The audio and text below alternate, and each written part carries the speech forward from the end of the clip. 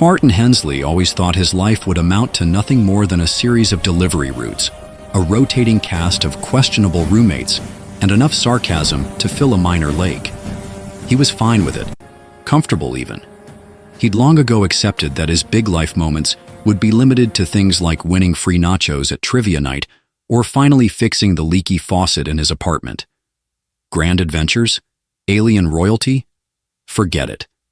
And yet, there he was, standing in the middle of an upscale auction house that looked like it had been plucked straight out of a Bond movie, holding a crumpled package of unknown origin in one hand and trying very hard not to panic.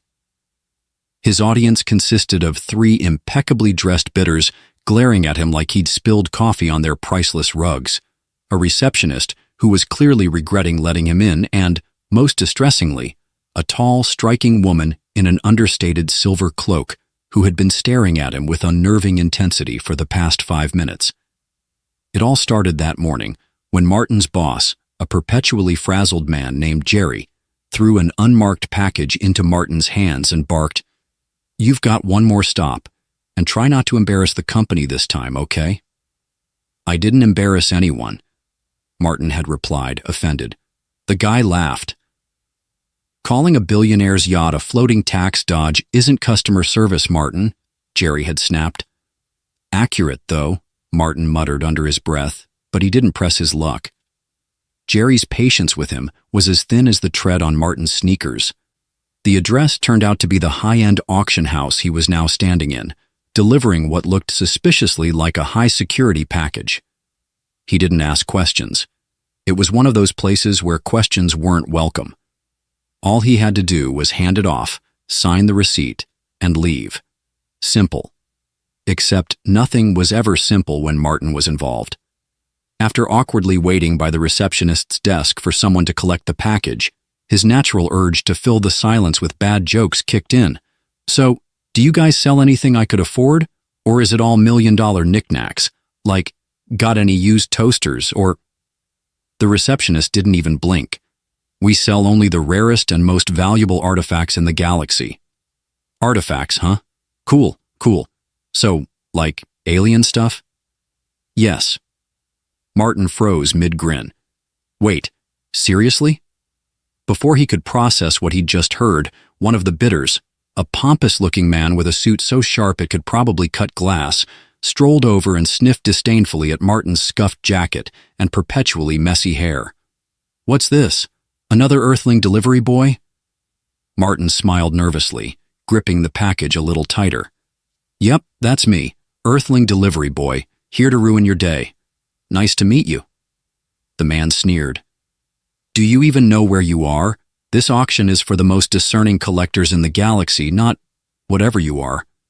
Martin's brain, ever the masochist, decided this was the perfect moment to go full sarcasm. "Oh, I know exactly where I am, and trust me, I'm totally qualified. I watched like 3 episodes of Star Trek last week, so I'm basically an expert on alien cultures now." The bidder didn't seem to appreciate the joke. His face turned an alarming shade of purple as the woman in the silver cloak stepped forward, her piercing gaze fixed on Martin like he was the most interesting thing in the room. "You are bold," she said, her voice low and melodic. "Or foolish." Martin turned to her, raising an eyebrow. "I get that a lot. Bold and foolish are kind of my whole thing. But, hi, can I help you?" She studied him for a moment, her expression unreadable. "Tell me, Earthling, do you mock everything you don't understand?" "Only the stuff that's terrifying," Martin replied without missing a beat. To his surprise, the woman smiled. It was a small smile, but it was there. The tension in the room shifted slightly as she continued to watch him, her silver cloak catching the light with every movement. Martin, desperate to diffuse the awkwardness, decided to double down on his usual brand of self-deprecating humor. "You know, if you're here to bid on ancient alien artifacts, you should probably avoid talking to me. My most valuable possession is a toaster that only works half the time, and even that's pushing it." He made a dramatic gesture, mimicking some kind of regal salute, intending it as a joke. Unfortunately, The woman's expression shifted instantly. Her smile vanished, replaced by something sharper, almost predatory. The entire room went silent. "What?" Martin asked, glancing around. "What did I do?" The woman stepped closer, her eyes narrowing. "Do you realize what you've just done?" Made a fool of myself. Again. "That gesture," she said, her voice suddenly colder. "It is the formal proposal of marriage in my culture." Martin blinked. "Wait, what?" "I am Queen Cytherea of Zalvona," she continued, as if that explained anything. "And I accept your proposal." For a long moment, Martin just stood there staring at her like she'd grown a second head. Then, very quietly, he said, "You've got to be kidding me." No one laughed. "Okay, look," Martin said, holding up his hands in surrender. "There's been a huge misunderstanding here. I wasn't proposing to anyone, least of all an alien queen. No offense." "None taken," Cytherea replied smoothly. "But the proposal has been made, and I have accepted. It is done." "It's... what now?" "It is done," she repeated, her tone making it clear this was not up for debate. Martin looked around the room, hoping someone would jump in and explain this was all an elaborate prank. No such luck. He turned back to Cytherea, his voice rising in pitch. "But I can't marry you. I'm just a guy, a delivery guy. I don't even have health insurance." Cytherea tilted her head, her expression softening just slightly. "Your honesty is refreshing, but it changes nothing. You will come with me to Zalvona, and we will formalize the union." Martin gaped at her. "Zalvona? Is that a planet or a furniture store?" Her lips twitched, almost like she was suppressing another smile. "You'll find out soon enough." And with that, Martin Hensley's life was officially turned upside down. Martin Hensley never thought his life would include an impromptu trip to an alien starship, let alone as the accidental fiancé of an intergalactic monarch. And yet here he was, seated in a ridiculously plush chair aboard a spacecraft that looked like it had been designed by a luxury car manufacturer with an unlimited budget. The walls glowed faintly, casting a soft, silvery light, and every surface was smooth, seamless, and impossibly clean. Somewhere in the distance, a gentle hum resonated through the ship, a sound that Martin suspected wasn't mechanical so much as alive. He tried not to think too hard about that. Instead, he focused on the plate of unfamiliar food in front of him. The Zalvonian equivalent of a welcoming snack, it looked like a cross between sushi and jelly beans. Martin poked it cautiously with the alien fork he'd been given, which had an unsettling number of prongs. Cytherea sat across from him, regal as ever, her silver cloak folded neatly over her shoulders. If the strangeness of the situation fazed her at all, she didn't show it. Her posture was perfect, her expression calm, and her piercing blue-green eyes were fixed squarely on him. "You haven't touched your meal," she said, breaking the silence. I wasn't sure which part was edible," Martin replied, managing an awkward grin. "Or if any of it was edible, really. Is this like actual food, or is it decorative?" Cytherea raised an elegant eyebrow. "It is entirely edible." "Great," Martin said, though his tone suggested otherwise. He picked up the alien fork and speared a piece that wobbled slightly on impact. "Just so you know, if this kills me, I'm going to haunt you." To his surprise, Cytherea chuckled softly. "I assure you, it is perfectly safe for earthling digestion." Martin popped the morsel into his mouth, bracing for disaster. Instead, he was hit with a burst of flavor that was somehow both sweet and savory, with a hint of citrus and something he couldn't quite place. He blinked. "Okay, that's actually really good. Weird, but good." "I'm pleased you approve," Cytherea said, though her expression suggested she wasn't entirely sure if she should take that as a compliment. For a moment, they ate in relative silence, the atmosphere hovering somewhere between awkward and surreal. Martin kept sneaking glances at Cytherea, trying to wrap his head around the fact that this was his fiancée, or queen fiancé, or whatever the proper term was. She was tall, poised, and intimidatingly beautiful, with a presence that made him feel like a scruffy house cat in the presence of a lion. "So," he said finally, setting his fork down, "this whole proposal thing, are we sure there's no way to undo it? Like maybe there's a loophole or something?" Zetheria's gaze sharpened slightly. "In Zalvonian culture, a formal proposal is a binding agreement. It is not taken lightly." Right, Martin said quickly. "But hypothetically, what if one of the people involved was, completely clueless and had no idea what they were doing? Doesn't that count as like grounds for annulment?" Her lips curved into a faint smile, though it didn't quite reach her eyes. "You underestimate the significance of your actions, Martin Hensley. A proposal is not merely a gesture, it is a promise, one that cannot be undone without dire consequences." "Dire consequences," Martin echoed, leaning back in his chair. "That's vague and ominous. Can you elaborate? Or is this one of those things where I just have to trust you and hope I don't get vaporized?"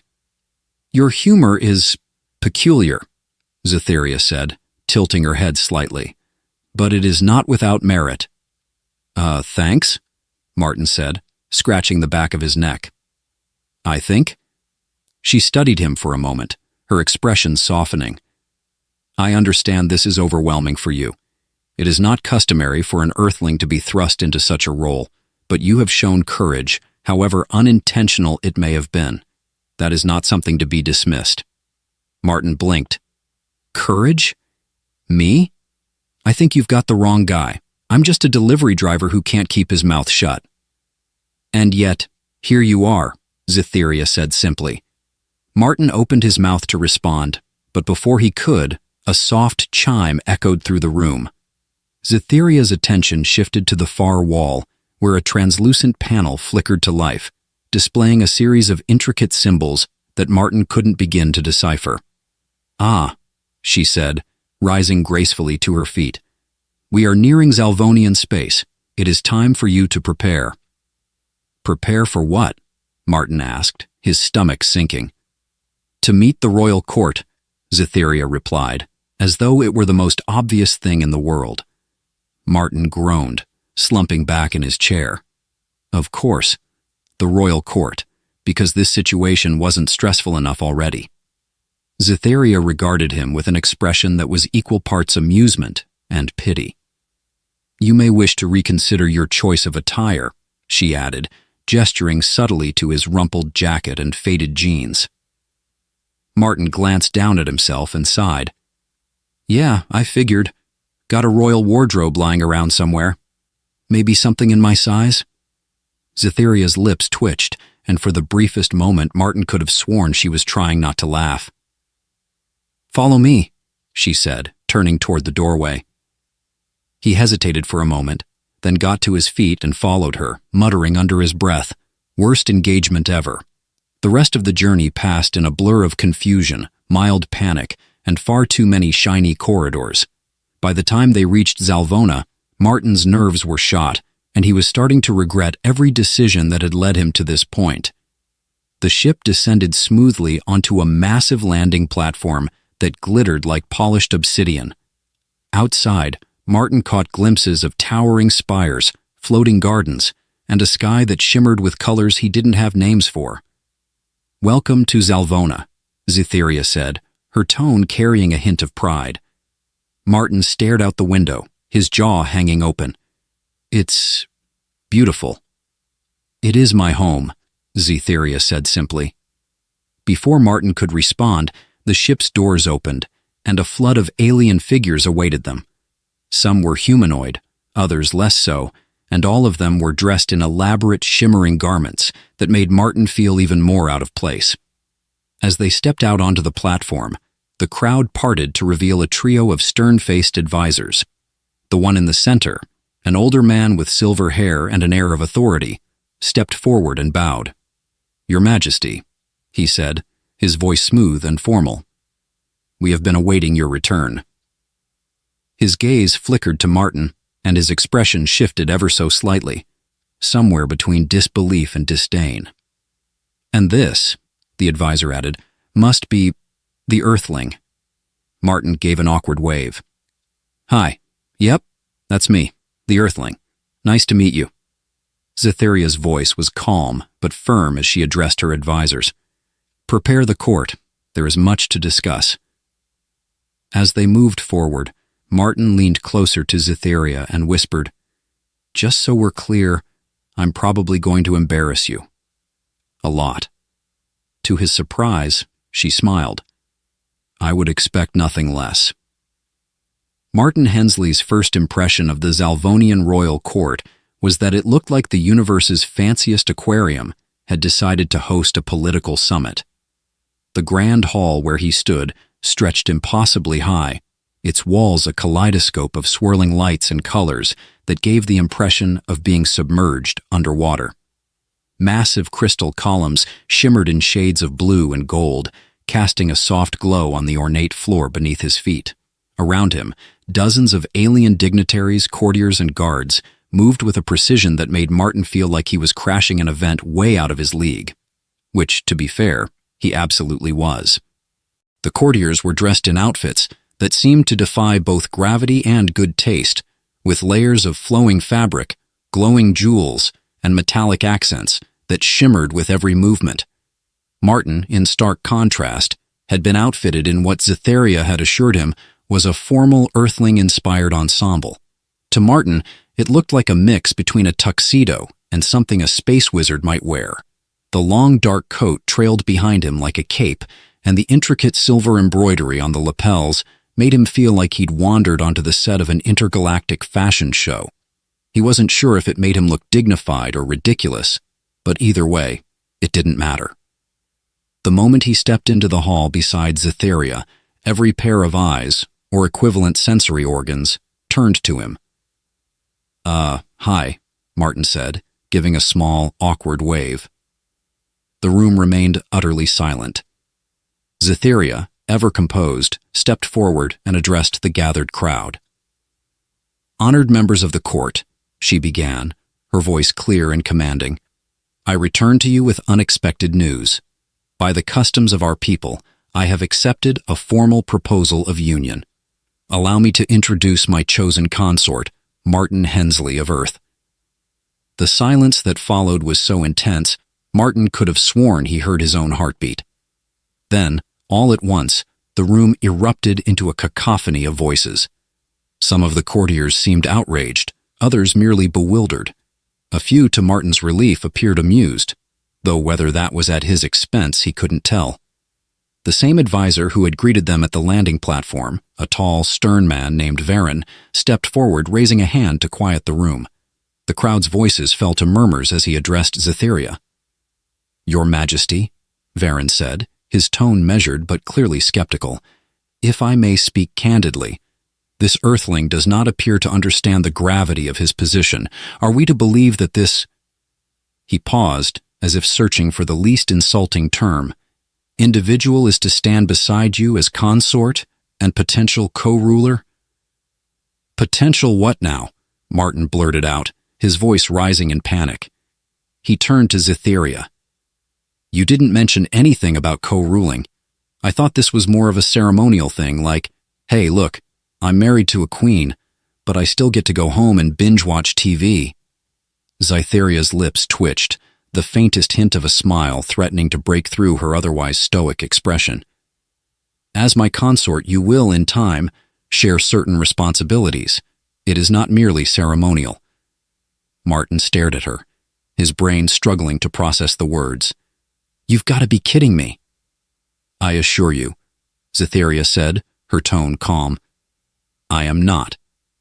Before Martin could spiral any further, Varen stepped in, his expression darkening.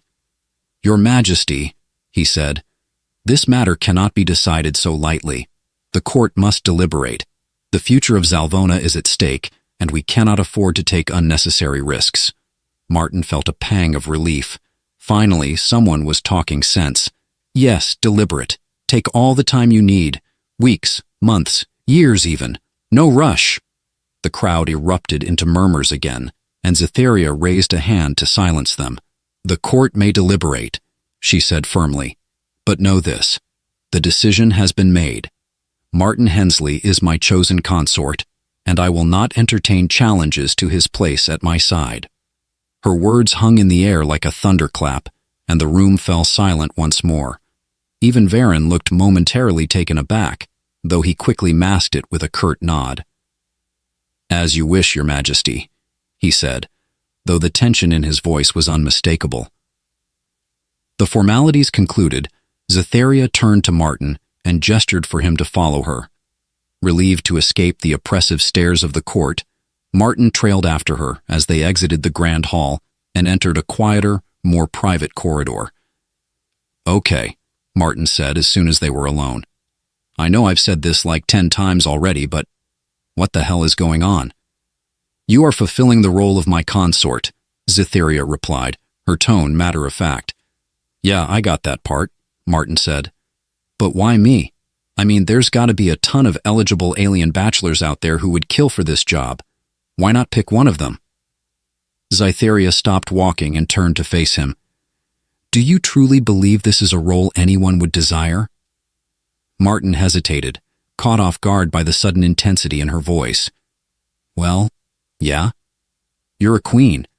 That's kind of a big deal."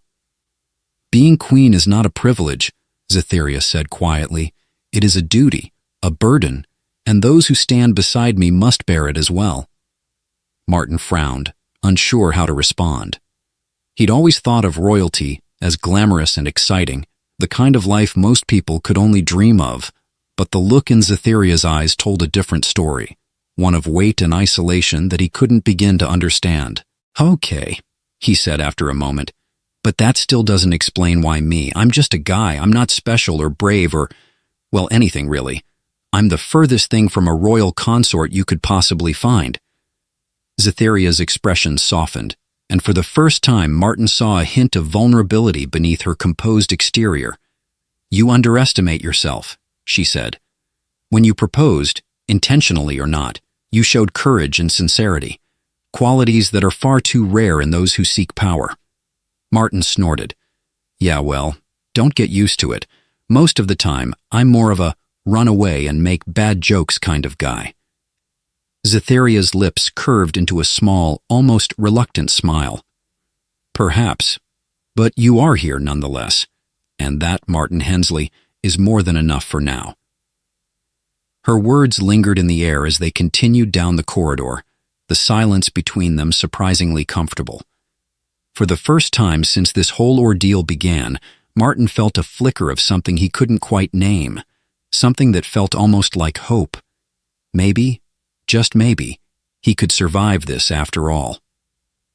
The next morning, or at least what Martin assumed was morning, given the faintly golden light spilling through the intricate, glowing lattice of Cytherea's royal chambers, he woke to the realization that this wasn't a weird dream. It was his life now. He lay sprawled on what could only be described as the most unnecessarily comfortable bed in existence, surrounded by soft, weightless fabrics that seemed to shift and shimmer with his every movement. The ceiling above him was a mosaic of constellations, gently pulsating in time with some unseen rhythm. For a moment, he marveled at the sheer beauty of it all before the memories of the previous day came crashing back in. "Oh, right," he muttered, covering his face with a hand. "I accidentally got engaged to an alien queen. Awesome." A gentle chime interrupted his self-pity, and the far wall shimmered as a door slid open. Cytherea entered, looking as composed and radiant as ever. She was dressed in a sleek silver robe that caught the light in a way that made her seem almost ethereal. "Good morning, Martin," she said, her tone calm, but carrying an edge of amusement. "Morning?" Martin sat up, his hair sticking out at odd angles. "Is it actually morning, or is time just whatever you want it to be on this ship?" "Zalvona operates on a standardized rotational cycle," Cytherea replied, a hint of a smile playing at her lips. "So, yes, it is morning. For you, at least." Martin groaned, running a hand through his hair. "Great. I'm on alien time now. What's next? Breakfast? A tour? Another round of, let's all stare at the weird Earth guy in the royal court? Cytherea tilted her head, her expression unreadable. Today you will begin your orientation.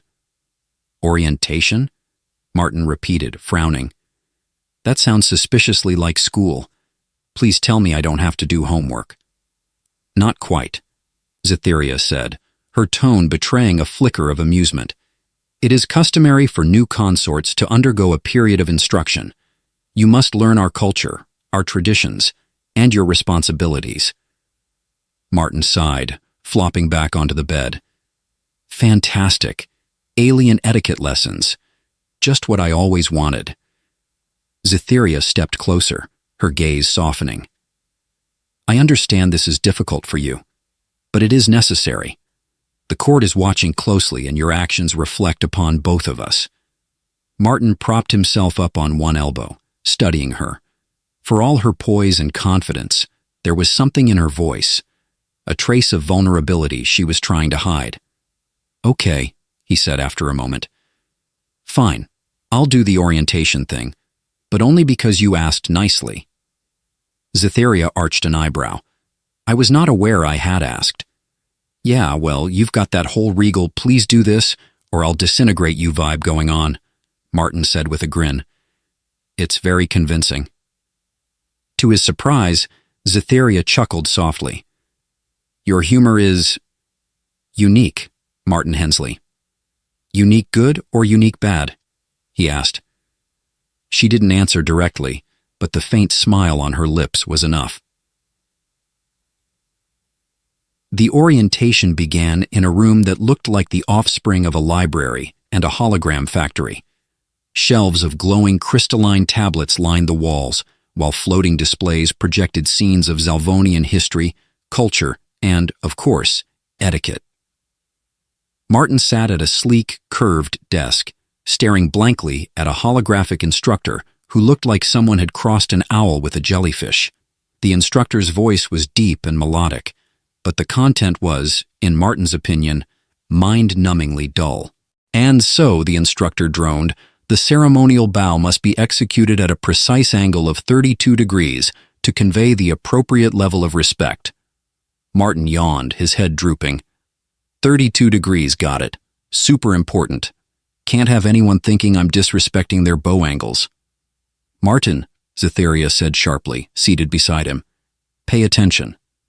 I am paying attention, Martin protested, sitting up straighter.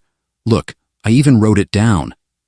He held up a small, sleek tablet on which he had scrawled a crude doodle of an alien bowing.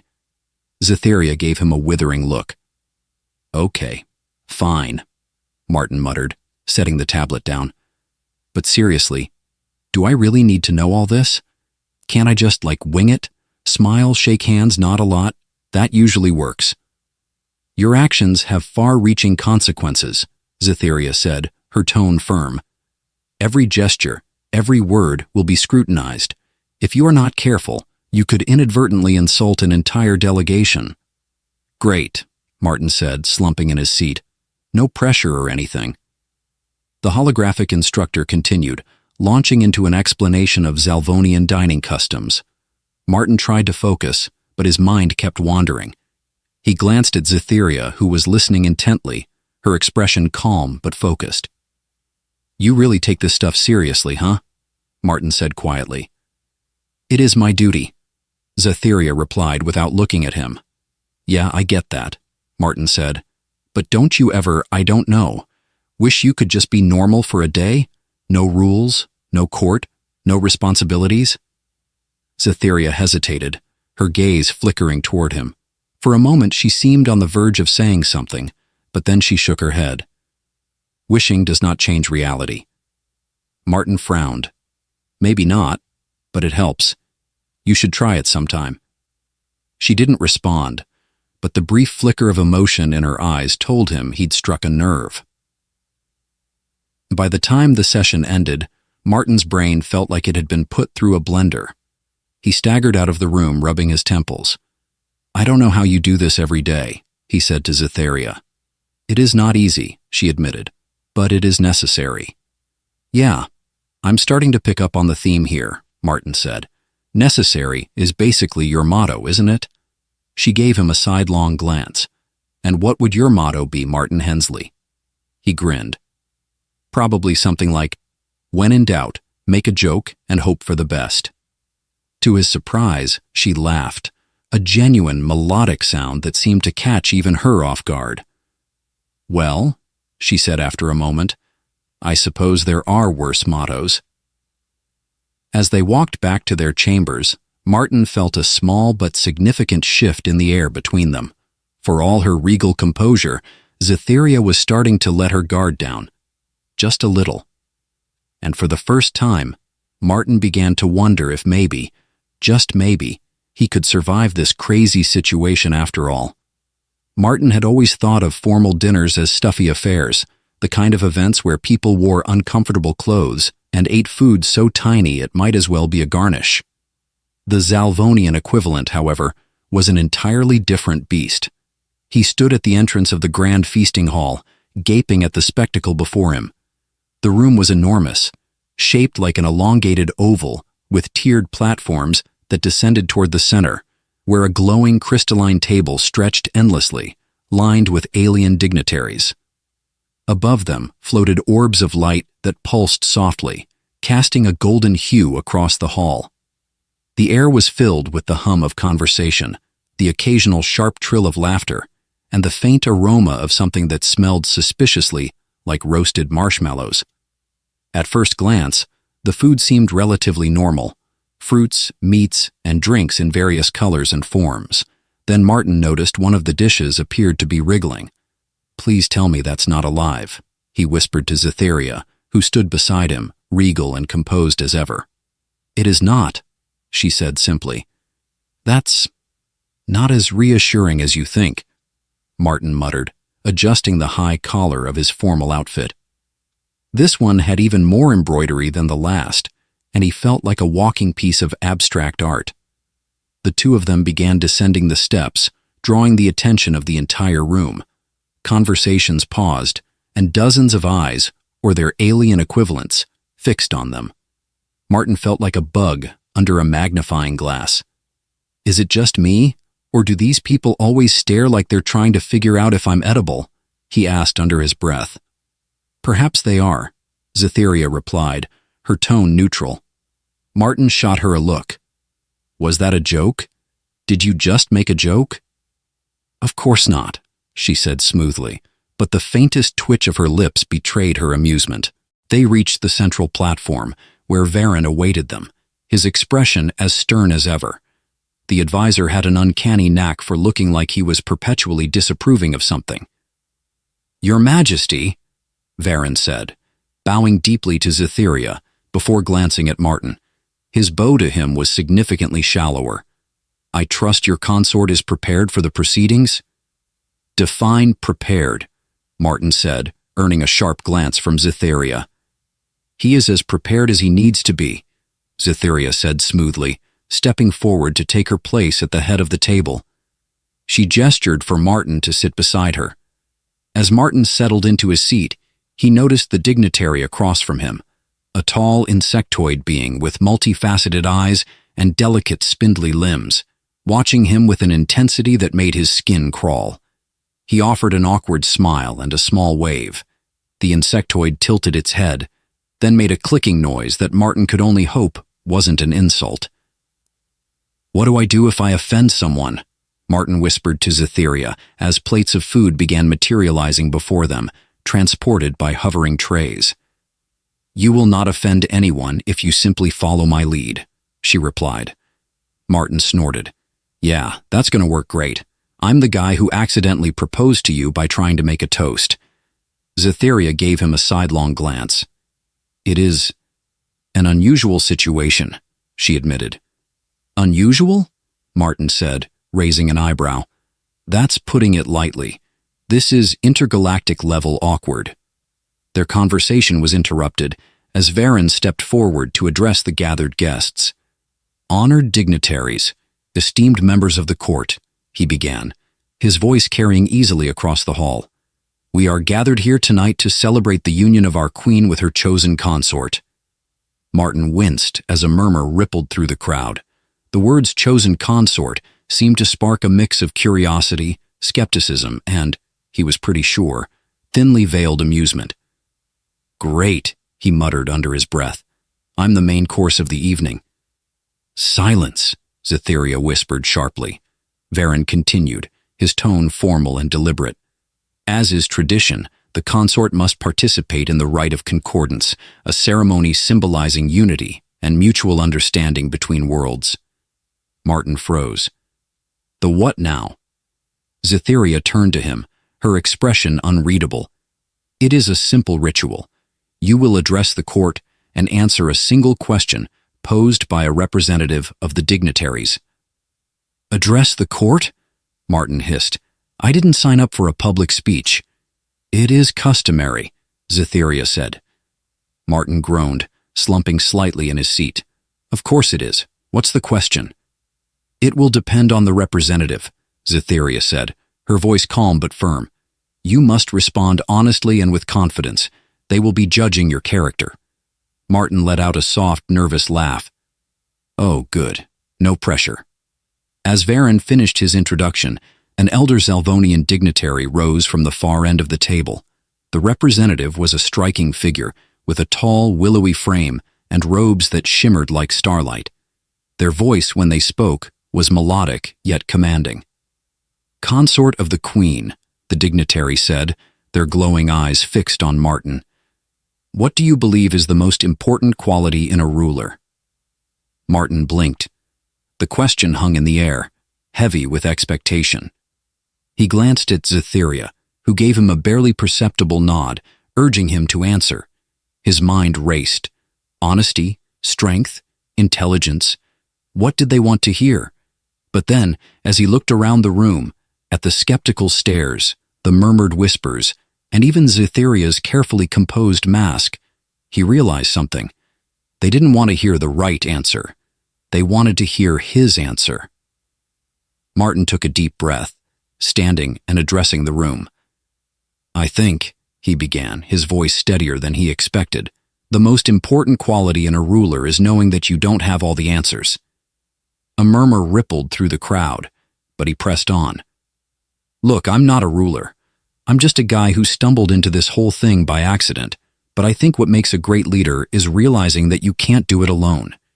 You need people who challenge you, support you, and keep you grounded. And maybe, just maybe, if you surround yourself with the right people, you can figure it out together. The room fell silent. Martin glanced nervously at Zytheria, who was watching him with an unreadable expression. Finally, the dignitary inclined their head. A thoughtful response, they said. Let us hope your actions reflect your words. Martin sat back down, his heart pounding. He wasn't sure if he'd passed whatever test this was, but at least he hadn't tripped over his own words or his own feet. Zytheria leaned toward him, her voice barely a whisper. That was unexpected. Good unexpected or bad unexpected? Martin whispered back. Her lips curved into the faintest hint of a smile. Good. For the first time that evening, Martin felt a tiny spark of hope. Maybe, just maybe, he wasn't completely out of his depth.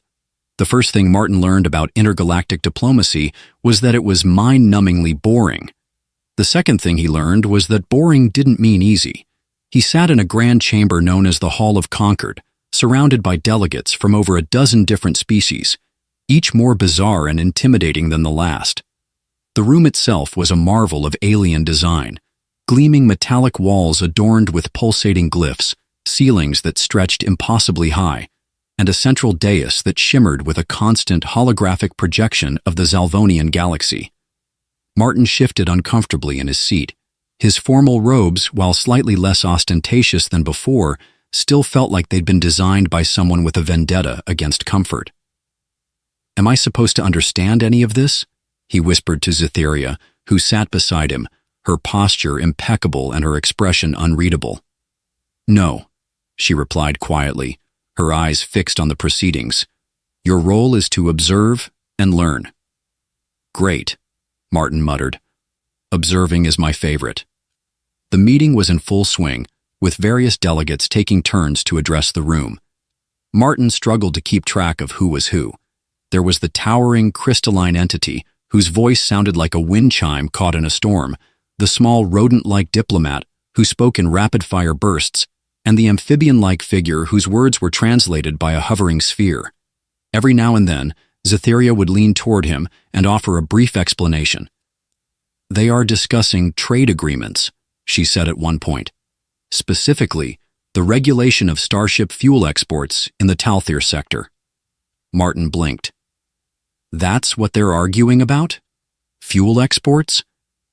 "It is a matter of great importance," Zetheria said. "Sure," Martin said, trying not to yawn. "Super important. Riveting stuff." As the hours dragged on, Martin found his mind wandering. He began to imagine what his friends back on Earth would think if they could see him now, sitting in a room full of aliens, trying not to fall asleep while intergalactic politics unfolded around him. It was the kind of thing he'd have laughed at if it weren't happening to him. "Martin." Zetheria's voice snapped him back to reality. "Huh?" "What?" he said, sitting up straighter. "It is your turn to speak," she said, her tone calm but firm. Martin's stomach dropped. "Wait, what? Nobody told me I'd have to say something." "I informed you this morning," Zetheria said, her gaze steady. "You did?" Martin racked his brain but came up blank. "Was that before or after the 12-course breakfast?" "Now is not the time for excuses," Zetheria said.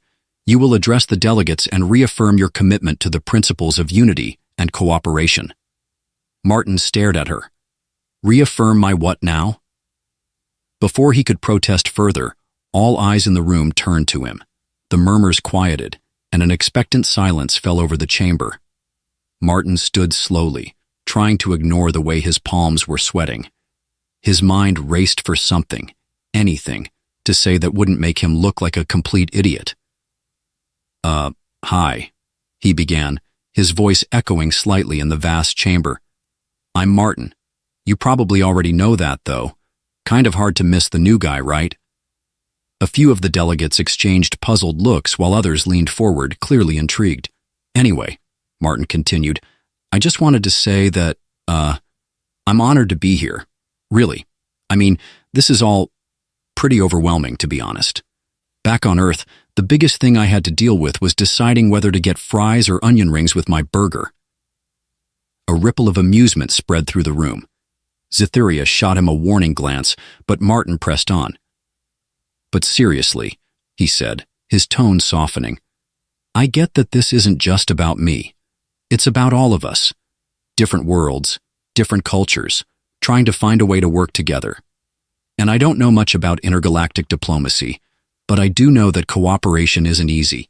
It takes effort, it takes patience, and sometimes it takes a lot of awkward conversations." He glanced at Zetheria, who was watching him intently.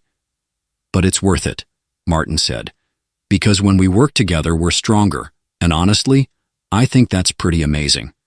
He sat down to a smattering of applause, polite, reserved, but genuine. Zetheria leaned toward him, her voice low. "That was adequate." "Gee, thanks," Martin muttered. After the meeting, Martin found himself cornered by one of the delegates, a reptilian being with iridescent scales and a voice like gravel. "You speak well, human," the delegate said, their yellow eyes narrowing. Thanks," Martin said, unsure if it was a compliment or a threat. "But words are only the beginning," the delegate continued. "We will be watching to see if your actions match them." "No pressure," Martin said with a nervous laugh. The delegate didn't respond, simply inclining their head before slithering away. Zetheria appeared at his side, her expression thoughtful. "You made an impression," she said. "Good impression or bad impression?" Martin asked. "That remains to be seen," Zetheria said. "But they are paying attention. That is a start." Martin sighed. "This whole consort to the queen thing is way more complicated than I thought." "It is not a role to be taken lightly," Zetheria said. Yeah, I'm getting that, Martin said. He glanced at her. How do you do it? Stay so composed all the time? It is my duty, she said simply. Martin frowned. Yeah, but don't you ever feel like, I don't know, just being yourself for once? No titles, no court, no pressure.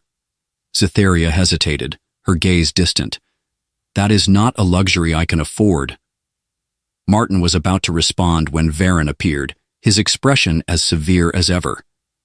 Your Majesty, Varen said, bowing slightly. There is a matter that requires your attention. Cytherea nodded, her composure snapping back into place. Of course, excuse me, Martin. As she walked away, Martin couldn't help but wonder if there was more to her than the perfect, unshakable queen everyone else saw. And if there was, maybe he'd find a way to see it. Martin had always believed in happy endings, though his definition of one had drastically shifted since the day he accidentally proposed to an alien queen. What started as an impulsive mistake had transformed into a journey that had tested every ounce of his patience, wit, and courage. And now, standing on the observation deck of the Royal Zalvonian starship as it floated serenely in orbit around its twin suns, Martin wasn't sure what came next, but for once he wasn't worried. The air on the deck was thick with the hum of energy fields and the faint aroma of alien blossoms. Cytherea stood beside him, her figure illuminated by the warm golden light of the suns. She wore no royal regalia tonight, just a simple gown of flowing silver fabric that shimmered like moonlight. It was a rare sight, seeing her without the weight of her crown or her carefully constructed composure. You're quiet, Martin said, breaking the silence. Cytherea glanced at him, her expression unreadable. I have much to consider. About what happened down there? He asked, nodding toward the planet below. The official summit had ended only hours ago, with an agreement that would reshape the political landscape of the galaxy. Trade disputes resolved, alliances forged, and a particularly angry reptilian delegate begrudgingly pacified. That, she said with a faint smile, and everything else. Martin leaned on the railing, his gaze drifting to the stars. Do you think it'll last? The alliance, I mean? Cytherea was silent for a moment. Perhaps, she said finally, but it will require vigilance. The galaxy is vast, and old wounds are slow to heal. Trust must be earned and maintained. Right, Martin said, letting out a long sigh. Guess that means more speeches, more awkward dinners, and more trying not to offend anyone situations. Cytherea turned to him fully, her expression softening. You handled yourself admirably, Martin. More than I expected. He raised an eyebrow. Was that a compliment? Did I just get a royal seal of approval? Do not let it go to your head, she said, though there was a hint of warmth in her tone. Martin grinned. Too late. They stood in companionable silence for a while, the twin suns dipping lower on the horizon of the planet below. Martin marveled at the surreal beauty of it all, this life he'd stumbled into, this strange and vibrant world he now called home. Can I ask you something? He said after a while. You may, Cytherea replied. Why me? He asked, his voice quieter now. Of all the people in the galaxy, why'd you decide to stick with me? I mean, I'm just a guy from Earth. I don't know anything about ruling a kingdom or negotiating intergalactic treaties. Half the time, I don't even know which fork to use at dinner. Cytherea studied him for a long moment, her eyes searching his face. You are unlike anyone I have ever known, she said finally. You see the world with a simplicity and sincerity that is rare among leaders. You do not seek power or prestige. You act out of instinct, and though your methods are unconventional, your intentions are always genuine. Martin blinked, taken aback. Wow, that was way deeper than I expected. Cytherea allowed herself a small smile. You asked. Well, Martin said, rubbing the back of his neck, for what it's worth, I think you're pretty amazing too. You're strong, smart, and terrifying in the best way possible. Her smile widened just a fraction. Terrifying. In a good way, Martin said quickly. Like you're the kind of person who can stare down a room full of angry aliens and make them listen. I could never do that. You underestimate yourself, she said. Maybe, he admitted. But I think that's okay. I mean, I'm learning. And honestly, I wouldn't have made it this far without you. Cytherea looked away, her gaze returning to the stars. We have come a long way, haven't we? Yeah, Martin said, his voice soft. We really have. The next day, the palace was alive with celebration. The summit's success had sparked a wave of hope across the Zalvonian Empire, and a grand festival had been declared. The streets were filled with music, laughter, and the glow of bioluminescent decorations. Martin wandered through the festivities, trying his best to blend in, though his earthling status made that nearly impossible. People greeted him with cautious curiosity, some even bowing, which still made him feel weird.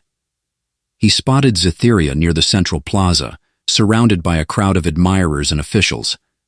Despite the chaos around her, she remained poised, her presence commanding as ever. Martin hesitated, unsure whether to approach, but then her eyes met his, and she gave him the faintest nod. Taking a deep breath, he made his way over. Enjoying the party? He asked, trying to sound casual. It is lively, she said, her tone carefully neutral. Yeah, I noticed, Martin said with a grin. I think someone offered me a glowing drink earlier. Pretty sure it wasn't safe for humans, though. Cytherea's lips twitched. You are wise to be cautious. They stood together, watching as the crowd danced and celebrated around them.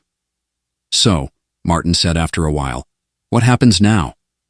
Now, Cytherea said, we move forward. Together. Martin glanced at her, surprised by the weight of her words. Together, he repeated, a smile tugging at his lips. I think I can live with that. And for the first time in what felt like forever, Martin didn't feel out of place. He didn't feel like the earthling who had accidentally stumbled into a world far beyond his understanding. He felt like he belonged.